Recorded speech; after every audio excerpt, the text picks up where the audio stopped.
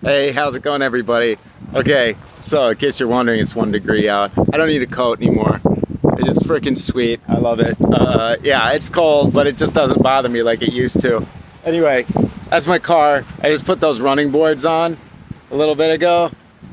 That's cool. I mean, it was pretty cheap. It's used, but it's mine. And you know what got me thinking about it is the fact that, okay, so I'm in West St. Paul right now at this Target.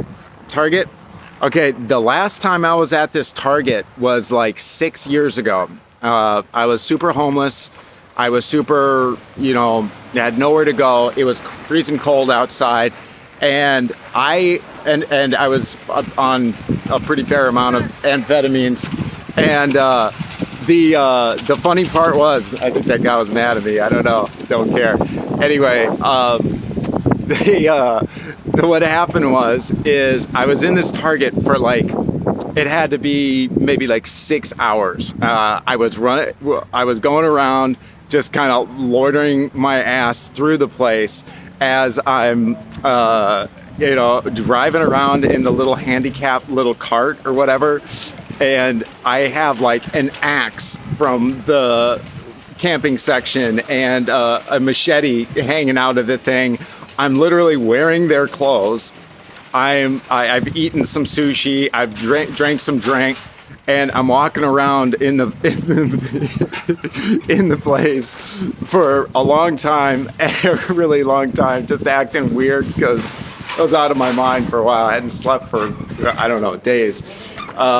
So anyway, I'm in the sporting goods section next to the bikes, and I guess the manager of the place comes over, and he's like, "Hey man, are you gonna buy anything? Like, what are you doing, here?" And I don't blame him a bit. And so what happens is, I'm like, "Oh hell yeah, I'll take all this stuff in the cart, and give me one of these bikes." It was like a $300 bike. I'm like, "Give me that one too." And so he's like, "Okay, all right, well." We're walking up to the front. He's like, "If you don't have the money for this stuff, if you're not going to be able to buy this stuff, I'm going to have to call the cops on you." I'm like, so we're up at the lane there, right up at the front. It's at the far side of the building, right? And and I'm like, "Okay, well, if I don't have the money, you're going to call the cops." Okay, great. So obviously I didn't have $1 on me, nothing.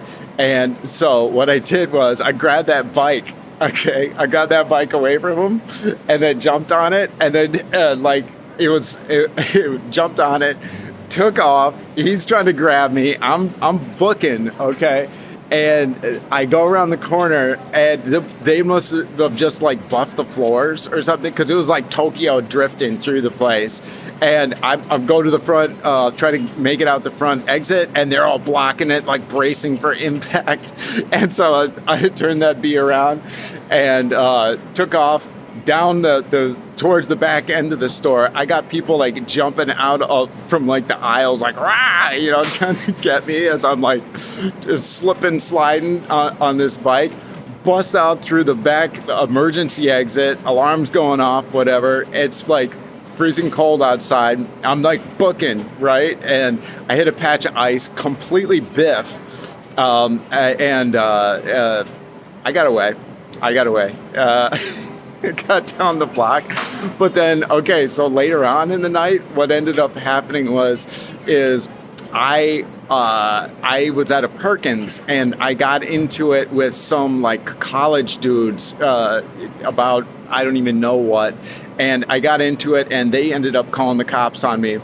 Cop came, and I didn't have the bike on me. I'd stashed the bike at like a spot, and the cop was like, she ran my name or whatever, and she's like, "I'm taking you in." And so they took me in, and they're like, "Dude, you already got arrested today?" I'm like, "What? No, I didn't." And they're like, "Yeah, you got arrested for stealing a bike out of the Target." I'm like, "Well, I didn't get arrested, but I did steal a bike out of the Target today." So evidently they they got me for like they got me on like the facial recognition, or I don't even know. But anyway, so the end of the story goes like this: is I ended up sitting in jail, I think for like, I don't know, like months on like other related charges or whatever. It was a tough time in life, whatever. And then when I actually went to court for the thing, the judge was like, oh, you stole a bike? I'm like, yeah, I stole a bike, yeah.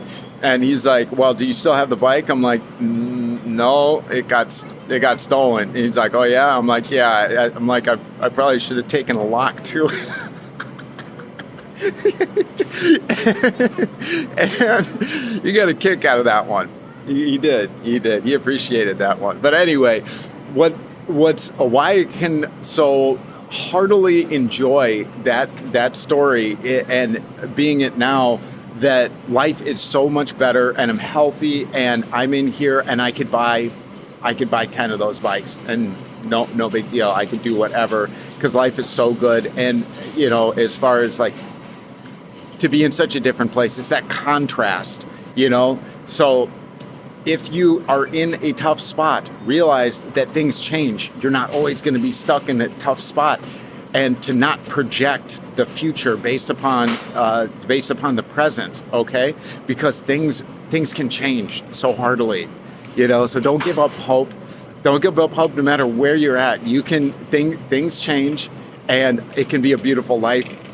You just have to maybe put some effort into it, get some help like I did. I had a lot of help along the way, and thank God for this day because it's a new day. Life is beautiful, and yeah, anyway, love you guys. Have a good day.